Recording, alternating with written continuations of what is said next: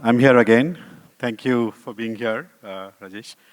So again, it's a fantastic opportunity to have this conversation with you.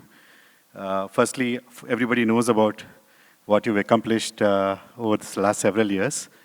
So I think it'll be a great value for you to share some of your ideas and thoughts from your experience of the past. So that's how we'll sort of get started off.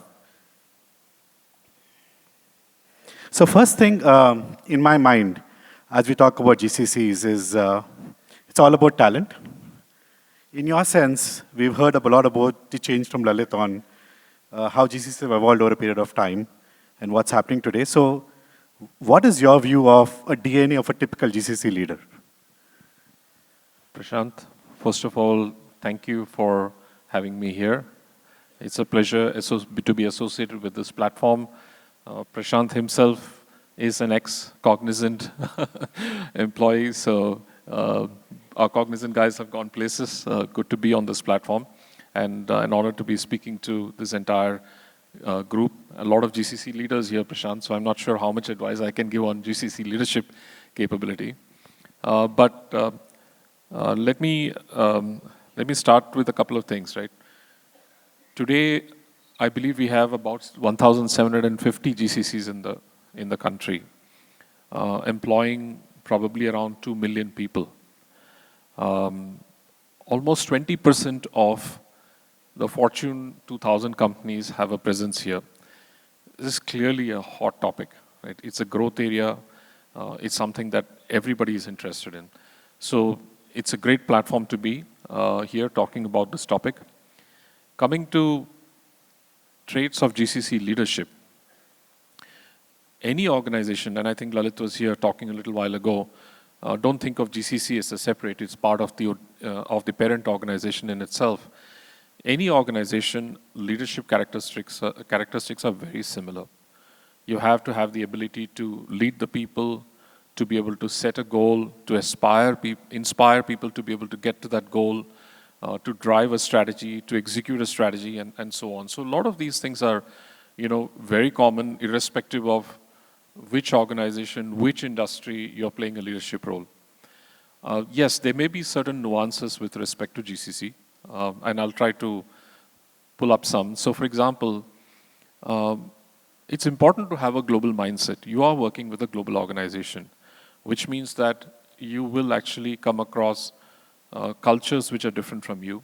Your ability to understand and imbibe that culture within the GCC is very important, because you want to make sure that there is no cultural barriers between your team and the teams that you're working with. That's one example. You're working with an organization which is global, has a strategy. Your ability to understand that strategy and translate it to your own teams and execute that strategy becomes very important. Of course, it's a people game, which means that you have to have the knack of identifying talent, to be able to enable talent, to be able to groom talent. These things become very, very essential. A couple of other things which I think is very important is, it's important to be able to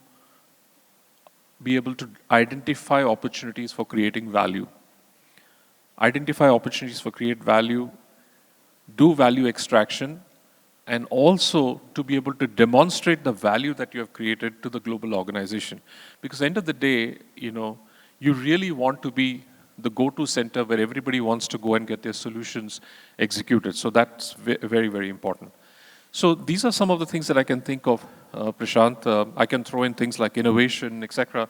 But these are really very core and fundamental to the leadership from a GCC standpoint. No, lovely. I think very well said. And we just heard a little bit about global mindset of talent. So I think what's also important is not just the skills and competency, but be part of a global team to drive value, which I think should be identical, I think, eventually for a GCC or a services company delivering value to customers. But I really like this story on value articulation. So one thing in my mind, right, and you covered a little bit of it in terms of building blocks. Clearly, there is capabilities that needs to be there. Talent is what we spoke in operating models. While we look at all of these things, how do you think is that real, how do you think all of this is going to come to real life, right? You need to amalgamate to drive value, and you spoke about value creation. So between the three parts of the stool, which is, capability, talent, and future thinking in terms of how stuff are happening, in terms of strategy, how do you think it's going to come to life at different layers of the organization?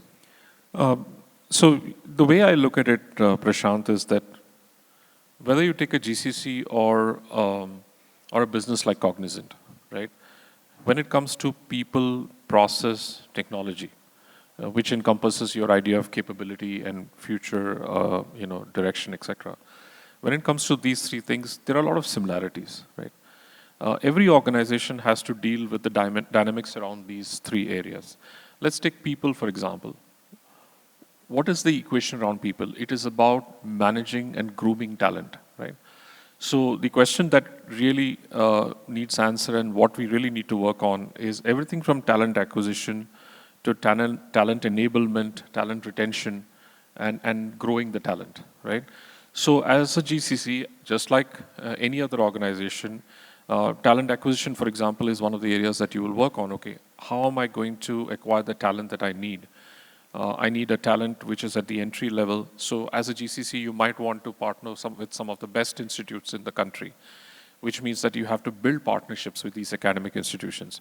You have to reach out to them, showcase why their students should actually be joining you, get an opportunity to present your your story to the students there, hope they join your organization. You need to have partnerships that will bring in lateral talent into your organization and the leadership talent and so on. You also need an engine to be able to enable and develop this talent over a period of time. The second thing, of course, is processes. Processes, to a large extent, will come from the parent organization.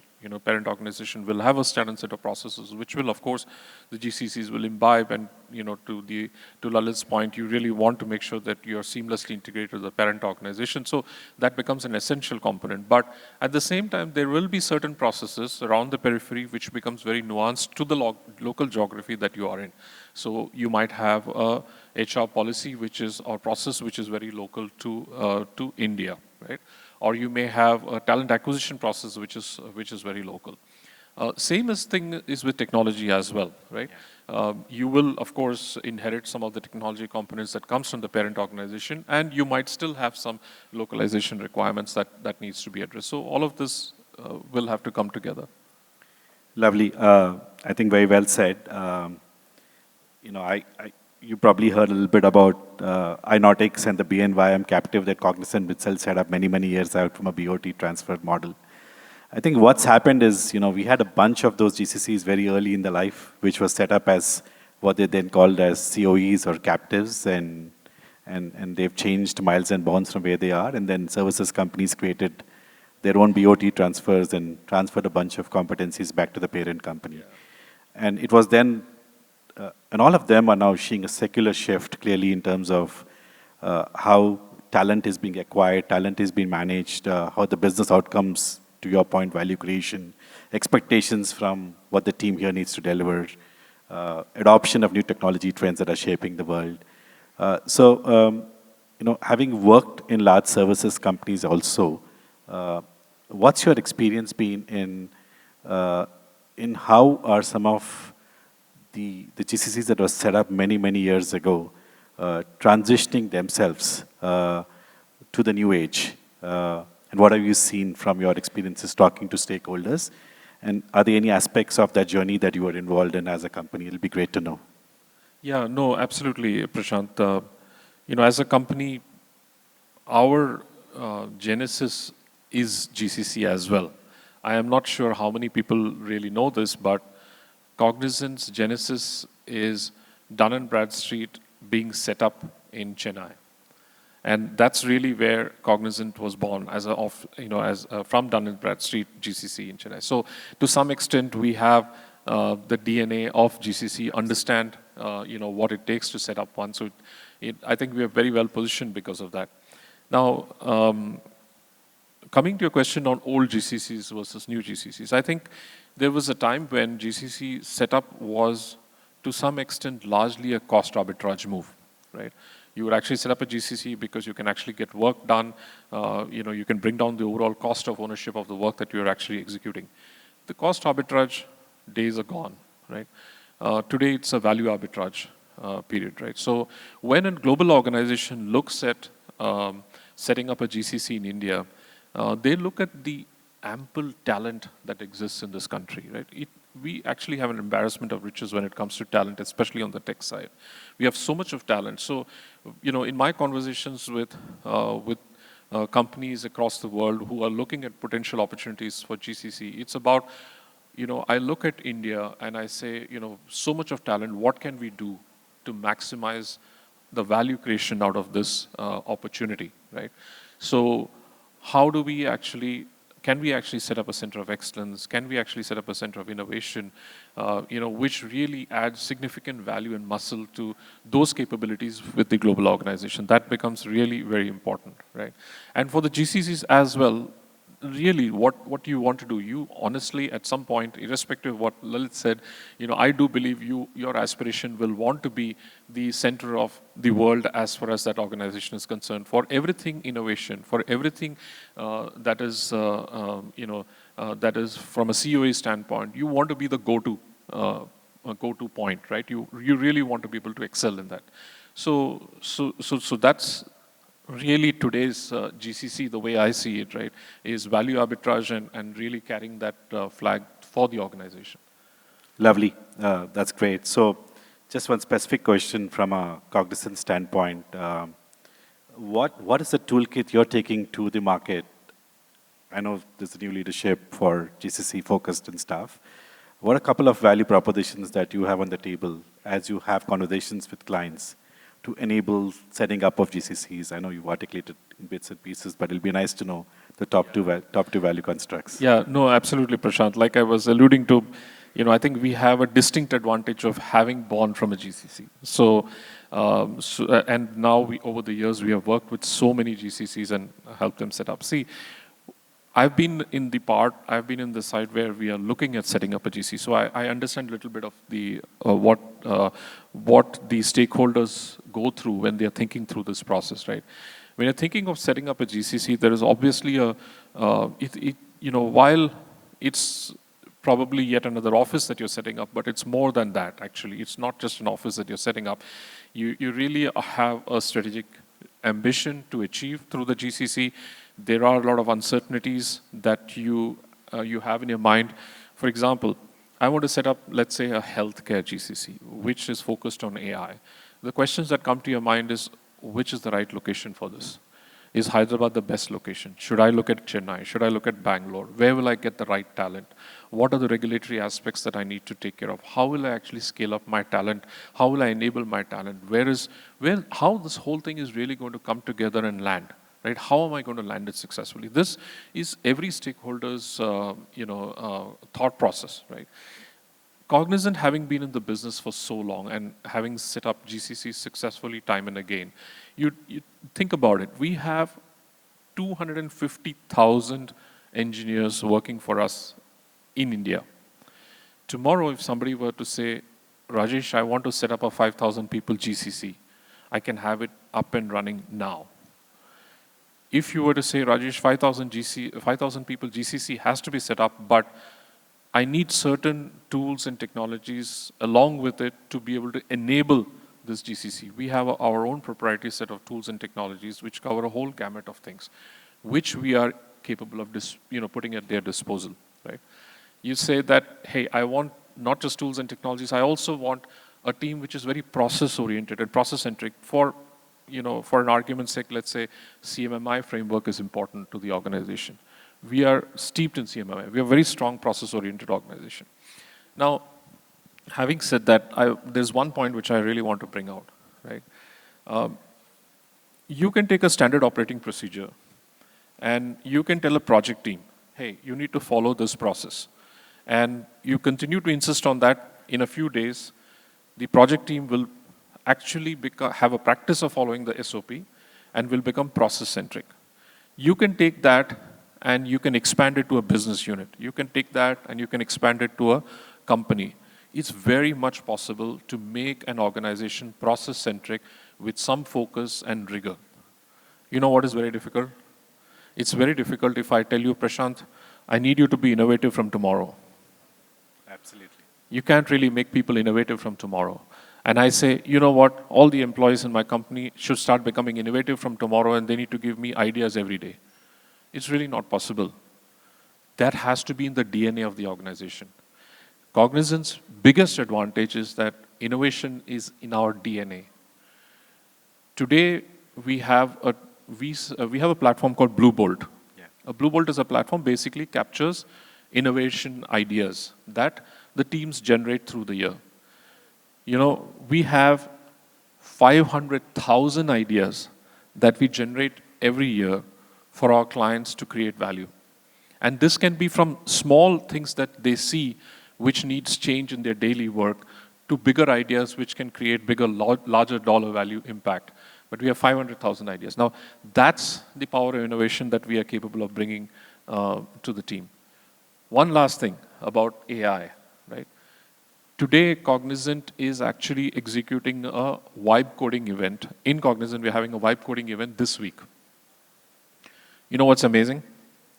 It's the largest vibe coding event on the face of the earth. Wow. Awesome. We have 250,000 people who are participating in the vibe coding event. It was done deliberately and on purpose because it was done to make sure that every employee in the company is up to speed as far as AI is concerned, right? So if you're thinking AI, if you're thinking innovation, and if you're thinking a reliable partner who has the experience of doing this time and again, hey, sorry, I had to make my sales pitch. You gave me an opportunity. Absolutely. No. Thanks, Rajesh, for that. So, this brings to a very pivotal point on everybody is navigating the AI and the Gen AI shift. Maybe a quick view on how different organization structures, right? GCCs, smaller companies, MSMEs, they may not have the same bandwidth and wherewithal like what a large company like Cognizant has or other players have. So in two quick things, right? What do you think should be their approach to bring in AI in everything they do? And the second piece, I think, there's a war of talent is there in the market, right? Getting good quality talent is always a challenge. So, any suggestions on your view on how to we can't buy always this talent, how to make the talent? No, so very important question. See, Prashanth, if you look at the NASSCOM report of 2024, this is incredible, and all of us should know this. If you look at the NASSCOM report of 2024, India has 5.5 million tech workers. This is going to grow to 7 million tech workers by 2030. This is by far the largest tech talent pool in the world. No question about it, right? And I mean, as an Indian, I'm very proud of it. Now, I can tell you that every tech organization in this country is in the process of have either trained people on AI or is in the process of training people on AI. This country is going to be the AI office of the world. I have no doubts about it. There is nobody, no country which can compete with us in terms of the sheer capacity that we have of tech talent. Now, you're setting up a GCC. You're looking to bring in AI talent. It's not that you have 5.5 million people, so it's going to be easy. That's not what I'm saying. But abundance of talent is there. It'll be highly competitive. It's not going to be easy. There is a lot of competition for the same talent. But you have enough talent for you to get started, to find yourself a bunch of leaders on the technology side, to be able to hire a bunch of freshers for which you have to build partnerships with academia, bring them in, create your enablement layer, which can help you make sure that the talent scales upon AI. Either you can do it by yourself or you can partner with an organization like Cognizant. Whether it's infrastructure, training layer, the enablement process, etc., all of these things, we can help you set it up, or you can set it up on your own. But talent availability, in general, should not be the biggest issue here. Awesome. Thank you. I think we have a stated interest in this state that Hyderabad wants to be the AI capital of the world. So it all fits in well, and hopefully we can realize that dream together. So one last point before we sort of wind up, Rajesh. The ecosystem is very important for success. It's just not organizations. I think it's academia, which you mentioned around other government incentives, policies, frameworks, research labs that exist around. I just wanted to get your sense in terms of how important this is and in outcome creation, because we can't do everything ourselves and we need to work with partners to do this. So your sense on maybe a quick point of view on that. Yeah. No, Prashanth, I can hear the bell ringing, so I'll try and keep it short. Ecosystem has a very important play in the overall success of any business, right? The good thing is the government is very supportive. We have a very supportive government, whether it's at the center or whether it's at the state. There is not a state government which does not want a GCC. GCC brings high quality jobs. Everybody wants a GCC, right? So I think that part is not a problem. We have organizations like NASSCOM, CII, etc. I am member of the NASSCOM Executive Council. NASSCOM has a GCC Council. The job of the GCC Council is to make sure that they are working closely with the government to ensure that we have policies and processes which makes it easier for GCCs to get set up and run. Okay? So I think the government part is very well addressed. Academia. Now, the reality is that the technology in the world around us is changing so fast that it's very difficult for the academia to keep up. Not all academias will be, top of the line like the IITs of the world with the access to the best-in-class technology and best-in-class, teaching capability, etc. So it becomes very important for industry to turn around and partner with academia. So, for example, Cognizant partners with a number of institutes where we sit down and work their curriculum to make sure that the students are more job ready as they come out. And it's not just about joining Cognizant, it's about joining any company that you want, but that's a part of making sure that we are partnering with academia, and it will help us, of course, in return, right? So same thing GCCs also can do. Then you have the startup ecosystem. We work extensively with our startup ecosystem. There's the same thing that can be applicable for the GCC. So the ecosystem, I think, is very important, but we have our part to play in it. I think this is a great place to be. Lovely, thank you. And thank you for this wonderful interaction. I think one thing that I took away from this conversation clearly is about innovation, innovation, innovation. There's a lot that needs to happen, and all of us are on the cutting edge, and different things can go into innovation, but the pivot to the mindset of creating something new, adding value, and driving innovation, I think is core to everything that we do. I just thank you for that great interaction. So one last comment, if you can, to all the leaders here. What's your one advice to GCC leaders? It's not like, we had like 70 GCCs opening up just in Hyderabad last year, right? So your vantage point, what is one thing that is key to success? I think Lalit covered this extensively, Prashanth, and he covered it very beautifully. Purposeful innovation. Don't try to be, independence from the parent organization. These are generic issues which happen. But I think my one word for everybody is, Cognizant is here to help you. If you need something, please reach out. Thank you. Thanks, Lovely. Prashanth. Thank you, family. Well, let's hear a big